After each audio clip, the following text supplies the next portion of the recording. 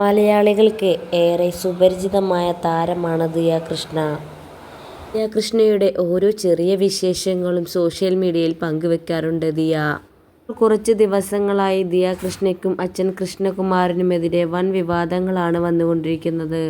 കുറച്ച് ദിവസങ്ങൾക്ക് മുൻപ് ദിയ കൃഷ്ണയുടെ ഓബൈ ഓസി എന്ന ഓൺലൈൻ ജ്വല്ലറിയിലെ സ്റ്റാഫിനെതിരെ 3 സ്റ്റാഫുകൾക്കെതിരെ ഇവർ പരാതി നൽകിയിരുന്നു. തങ്ങളുടെ 69 ലക്ഷം രൂപ വ്യാജ QR കോഡ് ഉപയോഗിച്ച് തട്ടിയെടുത്തു എന്നുള്ളതായിരുന്നു പരാതി.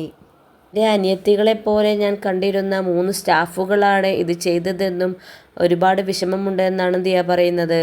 എന്നാൽ ഇപ്പോൾ സ്റ്റാഫുകൾ ദിയയ്ക്കും കൃഷ്ണകുമാറിനുമെതിരെ പരാതി കൊടുത്തിരിക്കുകയാണ്. തങ്ങളെ കിഡ്നാപ്പ് ചെയ്തു കൊണ്ടുപോയി പണം തട്ടിയെടുത്തു എന്നുള്ളതാണ് പരാതി. എന്നാൽ ഇവർക്കെതിരെയുള്ള എല്ലാ തെളിവുകളുമായാണ് ദിയയും കൃഷ്ണകുമാറും രംഗത്തെത്തിയിട്ടുള്ളത്.